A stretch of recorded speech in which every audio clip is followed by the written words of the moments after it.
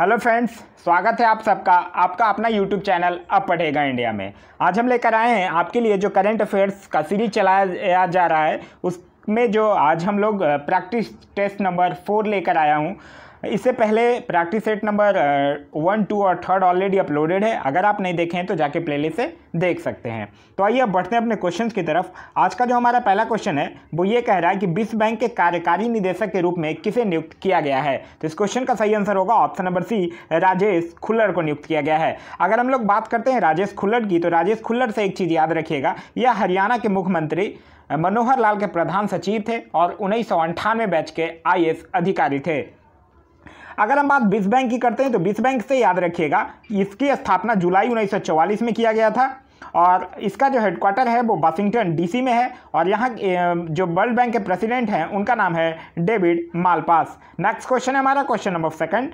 Question number second कह रहा है 4-5 सितंबर 2020 को बंगाल की खाड़ी में इंद्र नामक युद्ध अभ्यास किया गया। यह युद्ध अभ्यास तो यह जो है वो भारत रूस के बीच एक नौसेना अभ्यास है। तो इस क्वेश्चन का सही आंसर होगा ऑप्शन नंबर डी, भारत रूस नौसेना अभ्यास है। अगर हम बात करते हैं भारत और फ्रांस की, तो भारत और फ्रांस से याद रखिएगा भारत और फ्रांस के बीच में होता है गरुड़, वरुण और शक्ति। नेक्स्ट क्वेश्चन है हमारा क्वेश्चन नंबर 3, कह रहा है किस देश ने दुनिया का सबसे बड़ा सोलर ट्री विकसित किया है। तो सोलर ट्री की अगर बात करते हैं तो ये भारत के द्वारा विकसित किया गया है। तो इस क्वेश्चन का सही आंसर होगा option number A, Bharat. Solar tree की अगर बात करते हैं तो सोलर ट्री से याद रखिएगा यह जो होता है वो समान वृक्ष के जैसे ही होता है जिसमें पत्तियों के रूप में सौर पैनल लगे हुए होते हैं और इसकी जो शाखाएं होती है वो धातु की बनी हुई होती है। ये इसका निर्माण अभी हाल ही में पश्चिम बंगाल के दुर्गापुर में CMERI ने सौर वृक्ष का निर्माण किया है।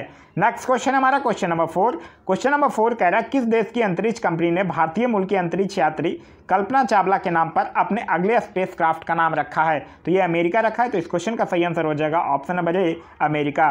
नेक्स्ट क्वेश्चन हमारा क्वेश्चन नंबर 5 कह रहा है वाहन मित्र योजना किस राज्य सरकार द्वारा शुरू की गई है। तो यह शुरू किया गया है आंध्र प्रदेश के द्वारा। तो इस क्वेश्चन का सही आंसर होगा ऑप्शन नंबर सी, आंध्र प्रदेश। और ये जो वाहन मित्र योजना है इसके तहत लॉकडाउन से प्रभावित ऑटो और टैक्सी चालक को 10,000 रुपये की वित्तीय सहायता दी जाने की घोषणा की गई है।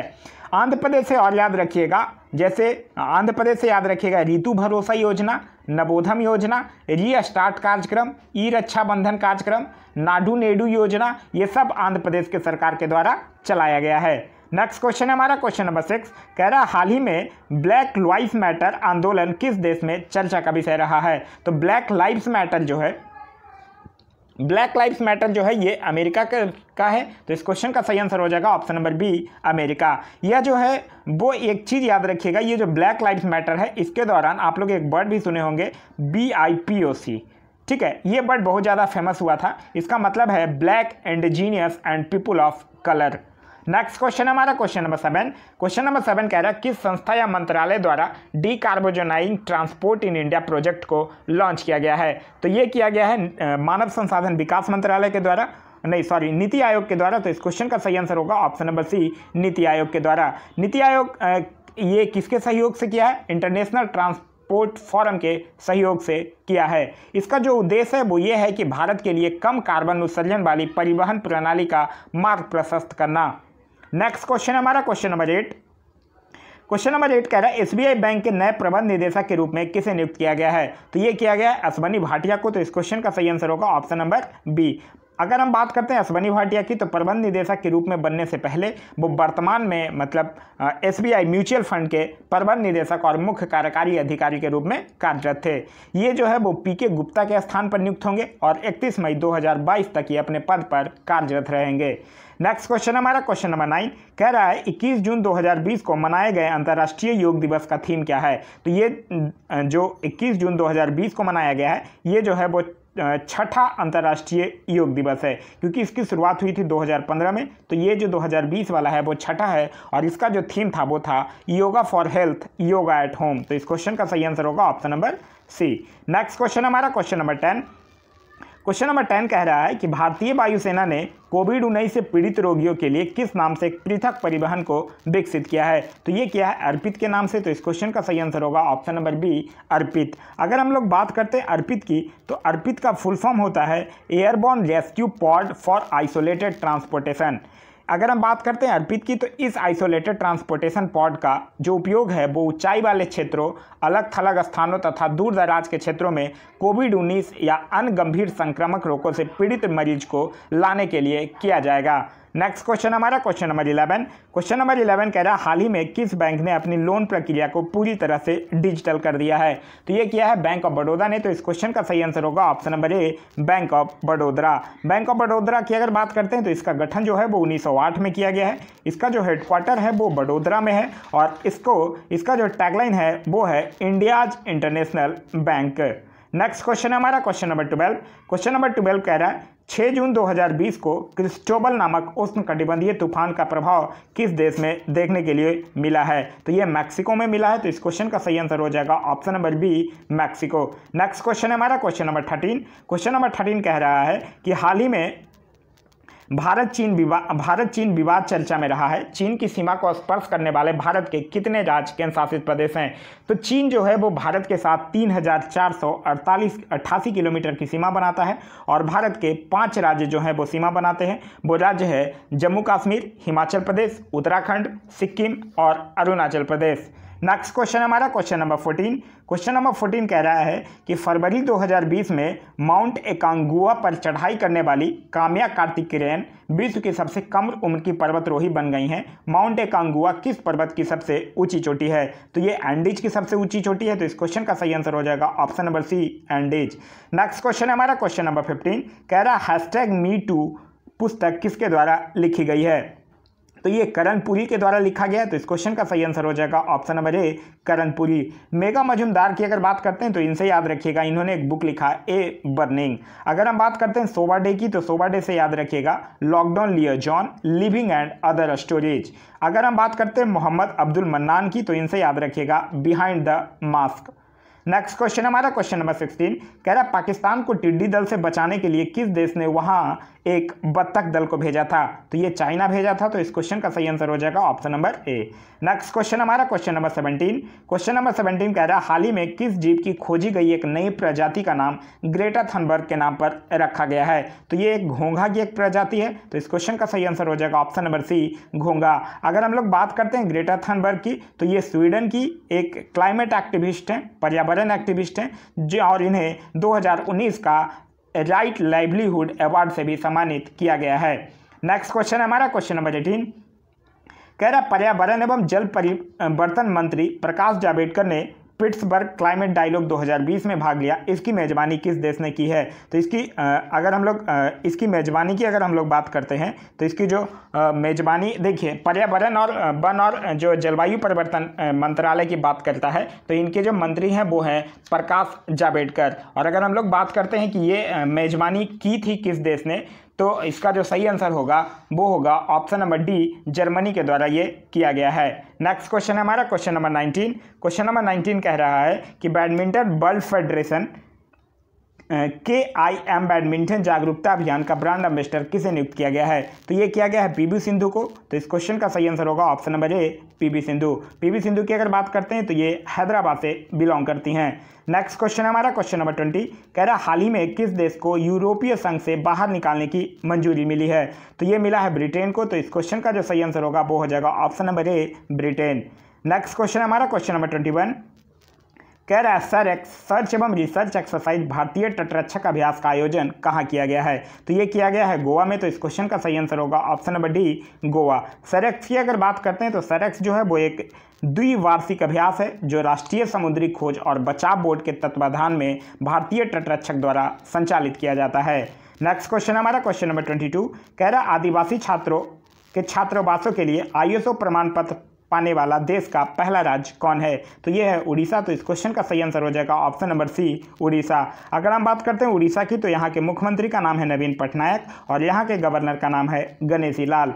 नेक्स्ट क्वेश्चन है क्वेश्चन नंबर 23 कह रहा है फीफा अंडर 17 विश्व कप का आयोजन भारत में किस वर्ष किया जाएगा? तो ये 2021 में किया जाएगा। तो इस क्वेश्चन का सही आंसर होगा ऑप्शन नंबर बी, 2021। यहाँ से एक चीज़ याद रखिएगा, जो 22वां फीफा फुटबॉल विश्व कप होगा जो 2022 में कतर में खेला जाएगा और 23वां फीफा फुटबॉल विश्व कप जो होगा वो 2026 में USA, मैक्सिको और कनाडा में खेला जाएगा। नेक्स्ट क्वेश्चन है हमारा क्वेश्चन नंबर 24, कह रहा हाल ही में सुर्खियों में रहा सूखना झील जिसे जीवित इकाई का दर्जा दिया गया है, यह किस शहर में स्थित है? तो यह चंडीगढ़ में स्थित है। तो इस क्वेश्चन का सही आंसर होगा ऑप्शन नंबर बी, चंडीगढ़। यह जो झील है वो हिमालय की तलहटी में स्थित एक जलाशय है और इसका क्षेत्रफल जो है वो 3 किलोमीटर है।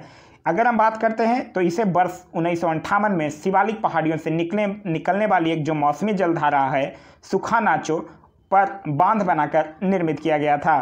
नेक्स्ट क्वेश्चन हमारा क्वेश्चन नंबर 25, कह रहा फ्रीडम हाउस संस्था द्वारा जारी freedom in the world report 2020 में भारत को कौन सा स्थान प्राप्त है? तो भारत को 83 है। तो इस क्वेश्चन का सही आंसर होगा ऑप्शन नंबर सी, 83। अगर हम लोग बात करते हैं फ्रीडम हाउस संस्था द्वारा जारी freedom in the world report की, तो यह जो रिपोर्ट है वो 195 देशों और 15 क्षेत्रों में वर्ष 2019 के दौरान स्वतंत्रता की स्थिति का मूल्यांकन करती है। इसमें देखिए 100 अंक दिए गए थे। 100 अंक में जो 0 से लेकर 40 अंक था वो राजनीतिक अधिकार के लिए दिया गया था और 0 से लेकर 60 अंक जो थे वो नागरिकता स्वतंत्रता के लिए दिया गया था। इसमें जो 3 कंट्री है फिनलैंड, नॉर्वे और स्वीडन, इसको 100 में से 100 अंक दिया गया है। अगर हम बात करते हैं स्वतंत्र वर्ग के रूप में वर्गीकृत देशों में, तो एक जो देश है केवल ट्यूनीशिया, उसको सिर्फ भारत से कम स्कोर प्राप्त हुआ है। नेक्स्ट क्वेश्चन है हमारा क्वेश्चन नंबर 26, कह रहा हाल ही में चर्चा में रहा 2020 AV2 क्या है? तो ये एक क्षुद्र ग्रह है। तो इस क्वेश्चन का सही आंसर होगा option number B.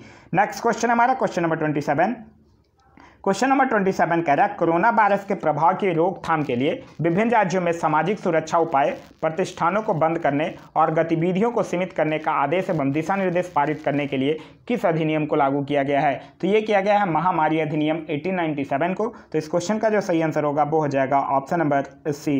Next question हमारा क्वेश्चन नंबर 28, कह रहा हाल ही में चर्चा में रहे त्योहारों में कौन सुमेलित नहीं है? तो देखिए अगर हम लोग बात करते हैं बिहू, यहाँ अरुणाचल प्रदेश लिखा हुआ है, ये सुमेलित में नहीं है, यहाँ असम होना चाहिए।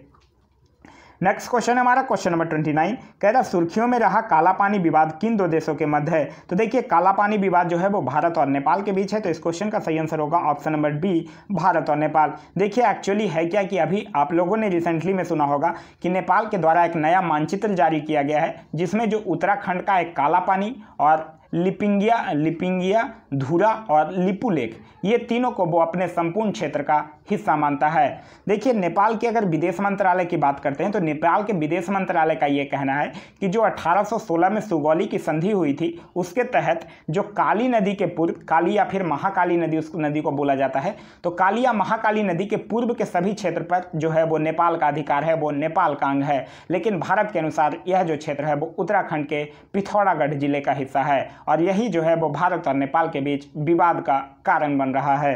नेक्स्ट क्वेश्चन हमारा क्वेश्चन नंबर 30, क्वेश्चन नंबर 30 कह रहा है विशाखापट्टनम स्थित LG polymers India private limited में किस गैस के रिसाव के कारण कई लोगों की मृत्यु हो गई है?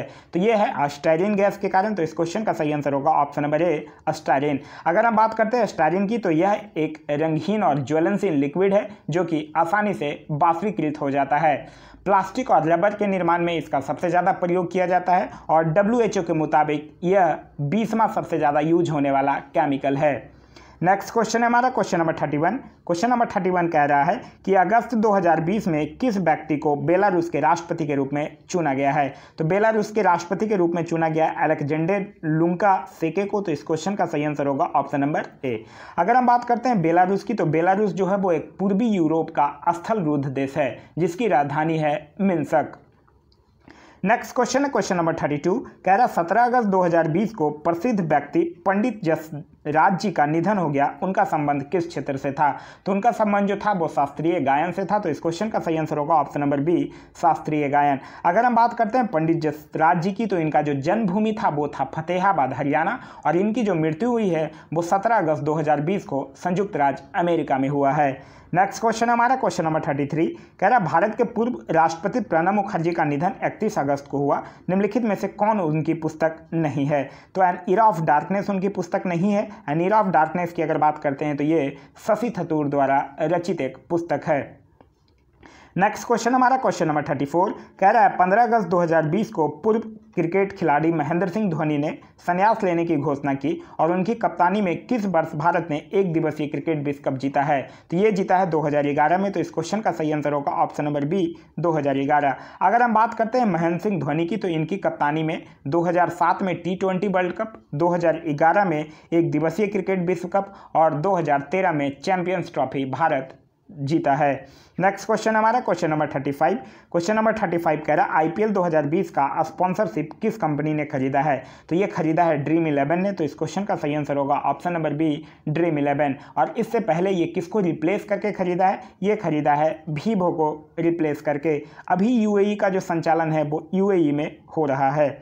नेक्स्ट क्वेश्चन हमारा क्वेश्चन नंबर 36 कह रहा है अंतर्राष्ट्रीय बुकर पुरस्कार 2020 के संबंध में कौन सा कथन असत्य है?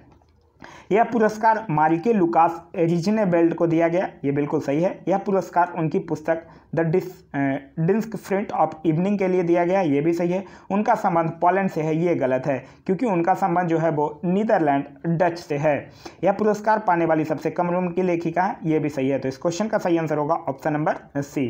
नेक्स्ट क्वेश्चन हमारा क्वेश्चन नंबर 37 कह रहा है हाल ही में चर्चा में रहा प्रोग्राम प्रोजेक्ट चीता किसके द्वारा करने का निर्णय लिया गया है?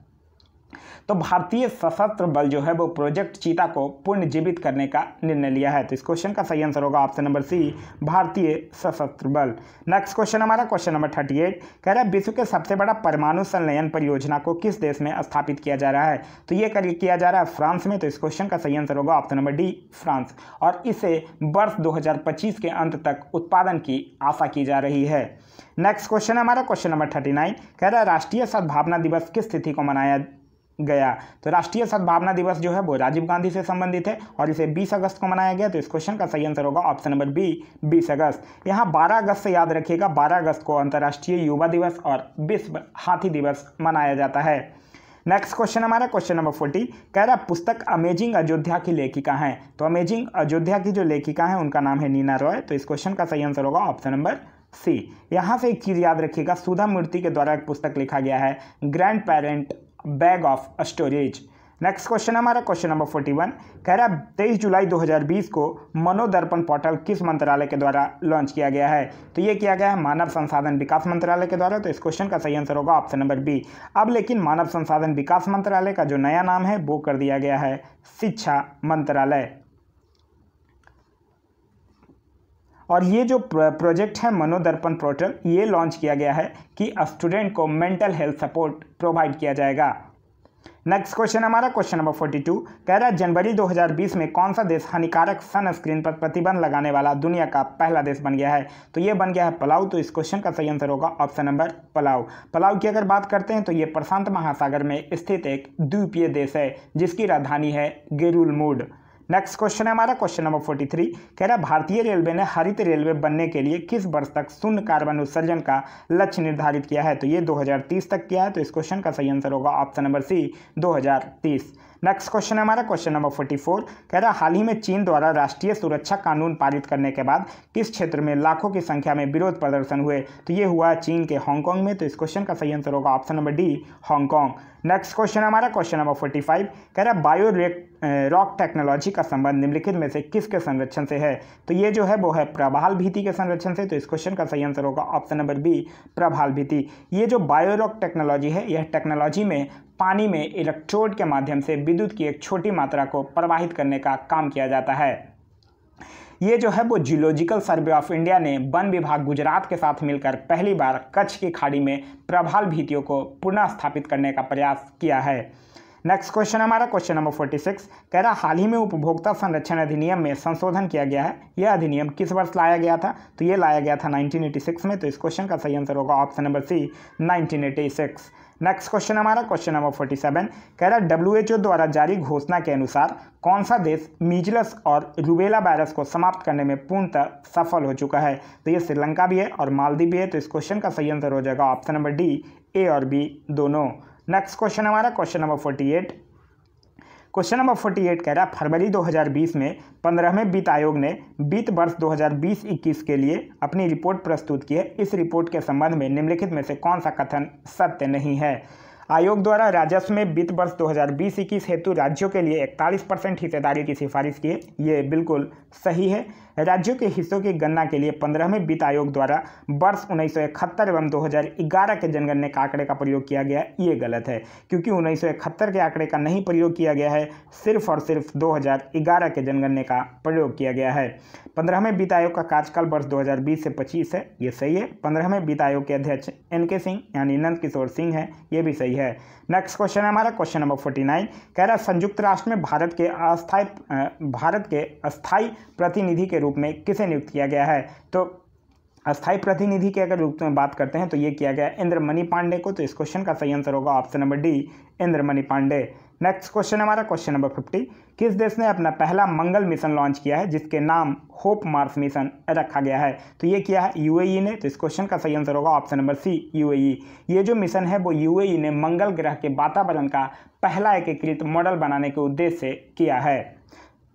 तो ये था हमारा आज का वीडियो। आज का वीडियो आप लोगों को कैसा लगा कमेंट करके ज़रूर बताइएगा। साथ ही साथ अगर ये वीडियो आप लोगों को पसंद आ रहा है तो एक लाइक ज़रूर कर दीजिएगा। Thanks for watching.